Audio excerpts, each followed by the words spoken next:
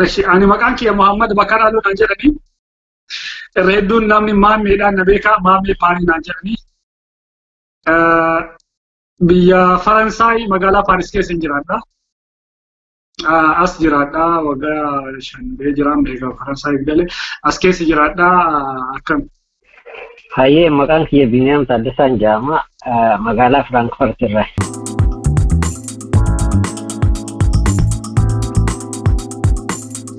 Waan kana duraan gizee dhagahamu magaalaa sanatti gizee dhagahamu biyya Chaayinaa sanitti vaayirasiin akkanaa kun uummata fixaa jira jechaan gizee dhagahamu akkuma dhukkubni kun biyyuma san irratti akkuma dhufee akkuma achumatti hafuun tokkotti namni hundi baay'ee bakkaa'uun kennineefi waan salphaatti ilaalanii turan. Yeroo awwaalaa inni Chaayinaatti mul'atee jiran waan kun asuma dhufaa jennee namnummaan uumama sanuu qalbii keessan kaa'anne uummata akka nutti fakkaannee achitti irraan deemee Itaalii dhufeetiin baay'ee heddummaatee jennaan lakki ammallee achumatti dhaabata waan jedhu takkatu nutti dhagahame hedduu wanni hin jenne eegasii dhufee biyya kana keessa seeneetiin jennaan wanni kun jajjaban fakkaachuu dhufte. Akkasumattuu taaneetiin nuti dalagaa turre dalagaa irra jirra. Bakka dalagaatitti waan kana ima haasaan malee haasa'u malee wanni hagas hunda wanni ta'e hin jiru. Garuu namni akkasumatti waluma keessa deemeetiin hin dalaga.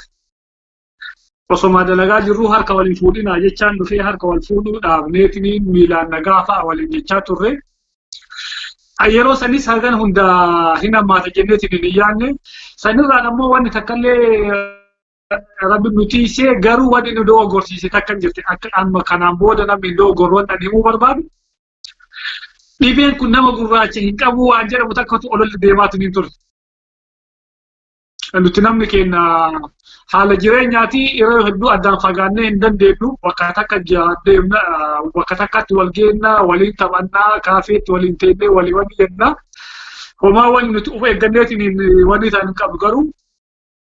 Rabbi nama maraatiisee jira haga ammaatitti namni irraa miidhamu jiru xiyyeeffannoo guddaa ittiin kenni nama gurraachi hin qabu yaada jedhamu tokkotu jira.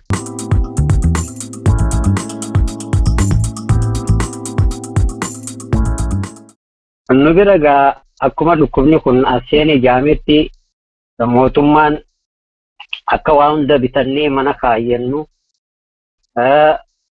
maaksiis waan barbaachu waan harkaa hunda akka qopheeffannee waan nyaannu. Fakkeenyaaf ka bultii 15 nuti amma ka bultii 15 bitachaa mana kaawwanna.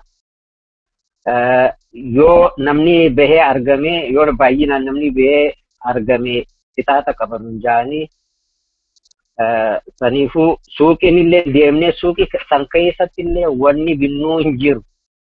Suuqii tokko deemnee an agarru suuqii biraa deemnee faawanii jennaa. Amma daakuu fakkeenyaaf daakuun lama fudhachuu hin dandeessu. Yoo tokko ta'e malee yoo faamilii ta'e 2-3 fudhachuu dandeessa. Akkasuma deemee ulaa balbala wajjin ol seenan seekuriitii akka harkaan himtuu wanni martuu banaa ta'e eegasisan irraan deemeetiin wanni dalagaa nu cufamti. Gaafa dalagaa dhaabneetiin hin jenne mana deebi'aa nu jedhanii achiin booda guyyaa takka gabbaanee waan jira mara waan manaan barbaachisu asirraa bitanneetiin mana deebinee achiin booda manuma jirraa yoo gammaatitti torbaan 3 caaleetiin jirraa torbaan 4 keessa jira akkana jira.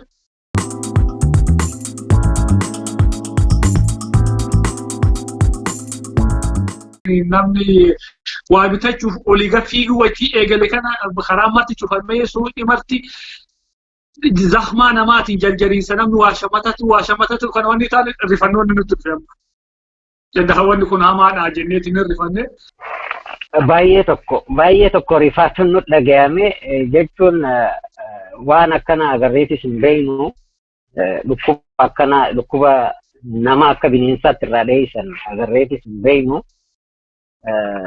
Ollaan illeen hanqaati liftii baatee hanqa deemtu ni eeggata liftii sana fageenya irraa jechuudha. Poostaallee gizee baasuu deemtu irraa fagaattee achi dhaabbatteeti malee amma uummanni adiin yoo itti dhiyaatanii lolanii fageenyummaa irraa namni keenya maaliif gizee baay'ee namatti dhiyaata. Wanni jaanii faa irraanfatanii faa nama dhiyaatanii beekta. Lolanii faa ofirraa deebisan.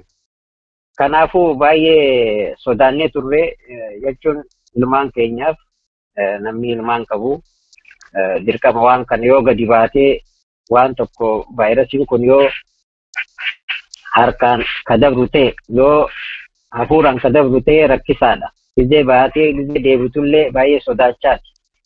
Maatittiin waa fuudhee galaa vaayirasii kanaan maatitti fuudhee gala jettee faa waa yaadduu jecha baay'ee tokko na yaachisee ture. Egaa hanga ammaa onoo gaanuma jira.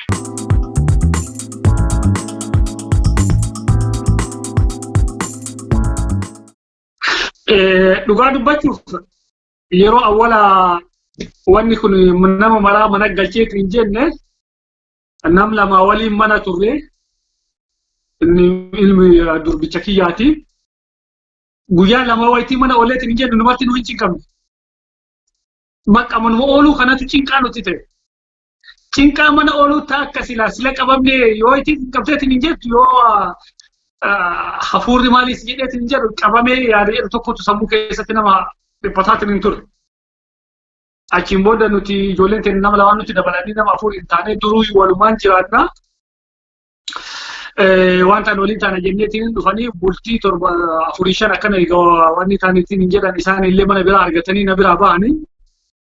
Namni duraan mana kiyya kana keessa namni dhabamee beeku takka jiruuti jetti akka biyya kana dhufeetiin hin jedhe takka adda galee hin beeku. Ijoolleen keenya namni magaalaa adda addaarraa dhufan na bira dhufanii asiteetti waliin qubannaa. Jireenyi kun adda galuun kun inumaa haara natti taati. Baay'ee nama cinqabsiifti namni guyyaa guutuu dalagaatiin hin oole ka ala barateetiin jedhan malee mana deebi'ee mana keessattuu iyyuu sa'a 24 taa'ee nama malee taa'uun hin ulfaatti.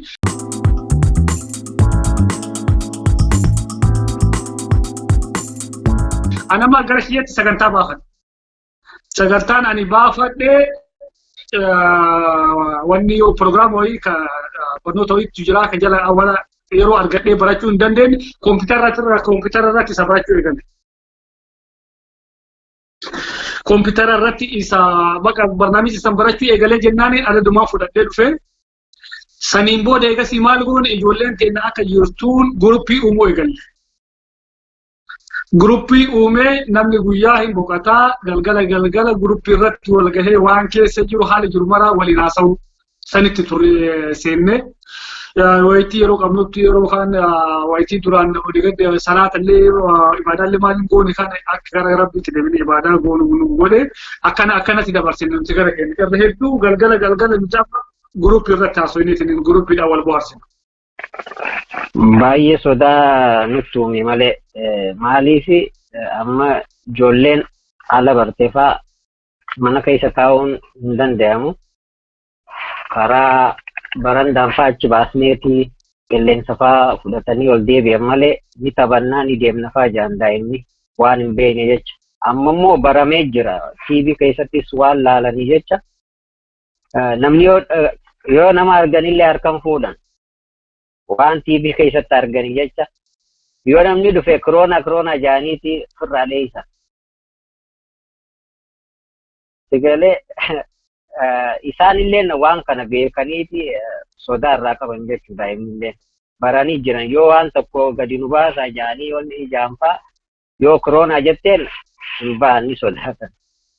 Tokkoffaa haala dhibee kanaa walii himna.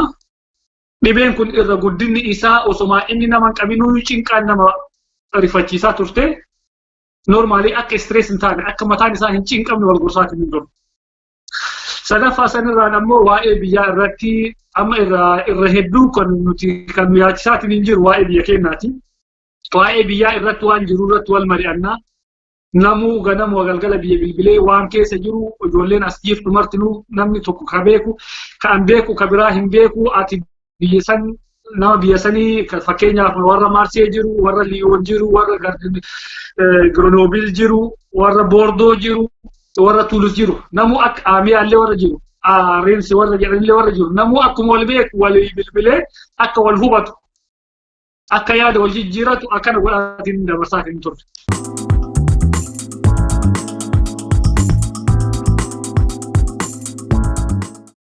namni biyyaa akka keenyaa miti nutillee dalagaa dhiisnee mana teenyullee mootummaan nu gargaaruu danda'a. Fakkeenyaaf warri biyyaa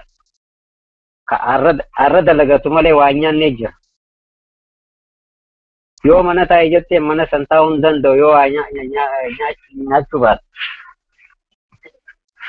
Kanaafuu warra biyyaa wanni hin dhaamu warra biyyaa odoon ta'ini mootummaa.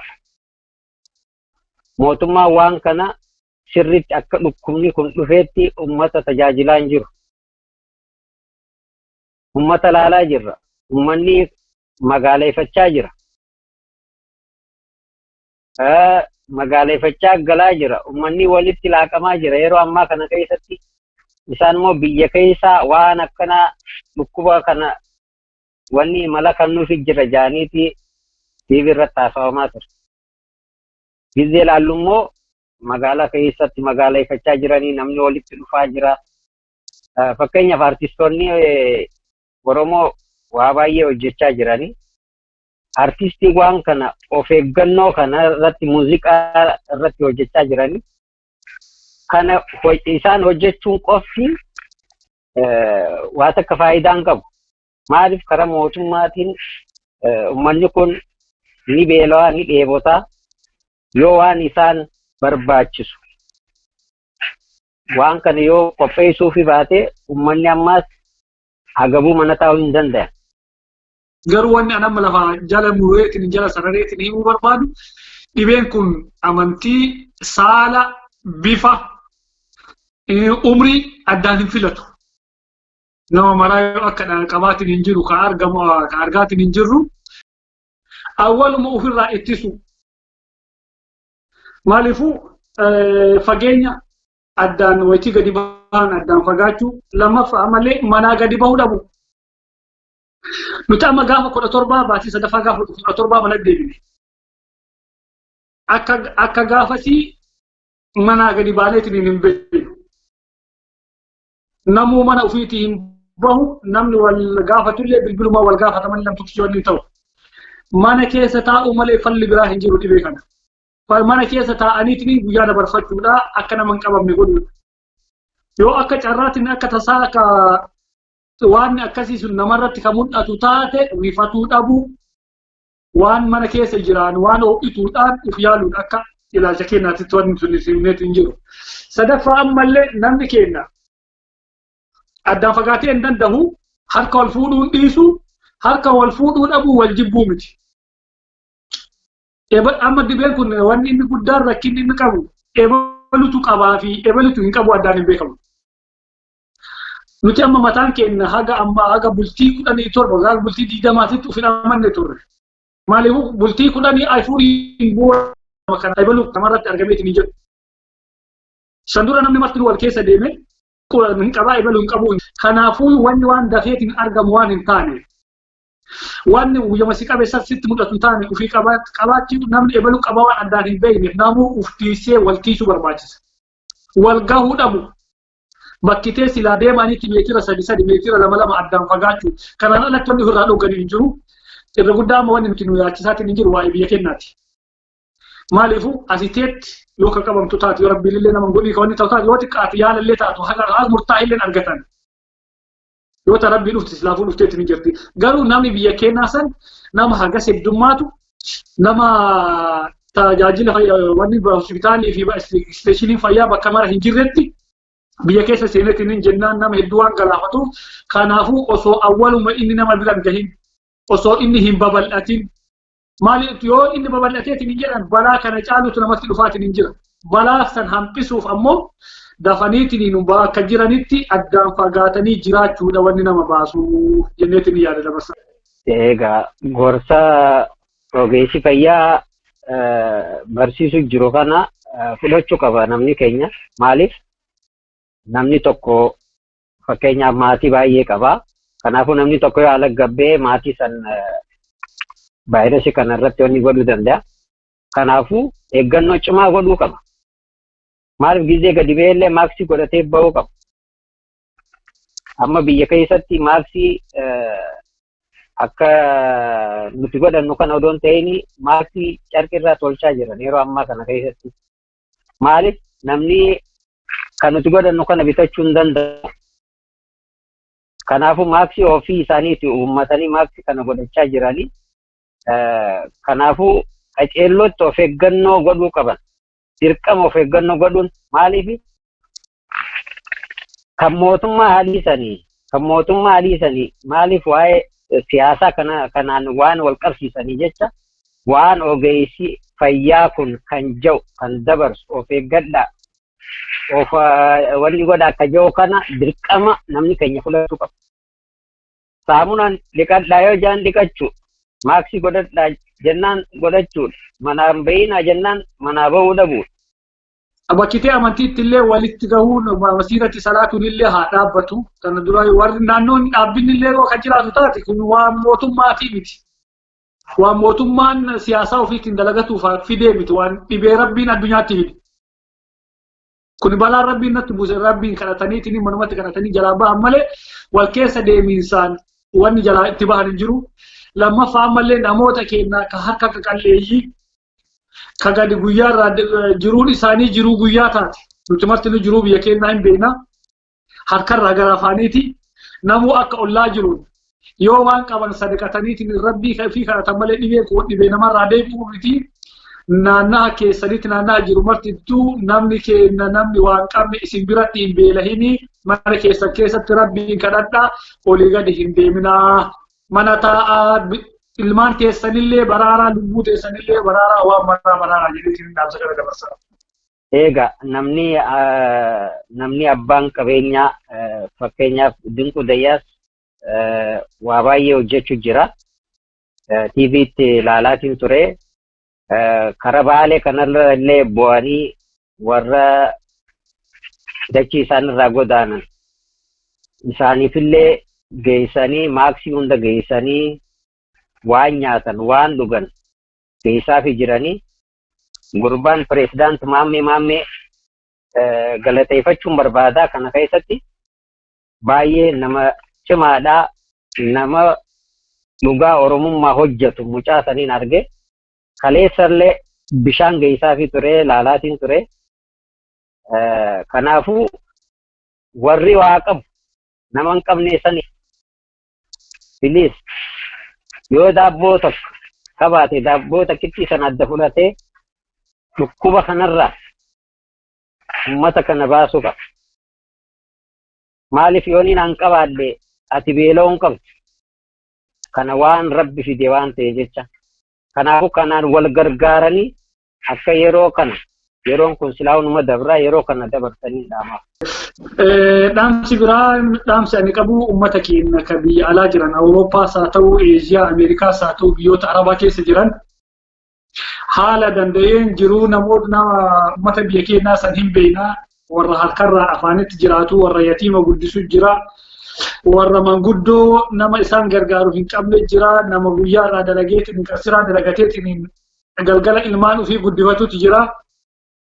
Uummata kana yeroo ammaa rakkoo tana bira akka dhaabbannu haala gargaarsaatiin akka dhaabbatamu namuu waan danda'uun waan qabuun baasee uummata keenyatti ergee beelaaf jecha gadi baheetiin dhibee kanaan qabamee dhibee kanaan qabameen booda nama biraatti illee akka hin dabarsine gargaarsi haa godhamuu fi namuu bakka jirutti wal yaadachiisuu qabnaa nuyi asiteetti wal yaadachiifneetiin irratti haasa'aatiin jirra irratti mari'ataatiin jirra namuu agarra dandeettii ofiitiin gargaaruuf qophii jira. Dhaamsa kana ammoo uummanni Oromoo uummanni martinuu bakka jirutti rakkataa keenya akka rakkoo baafnu akka beela baafnu beelaaf jecha dhibee kanaan qabameetiin gadi bahee indalaga dhibee qabamee maatii isaallee akka hin faalle maatii biraallee akka hin faalle akka beelallee hin bullee yawaana kanarra taajabaanuu dhaamsa uummata Oromoo uummata baraa dabarsa.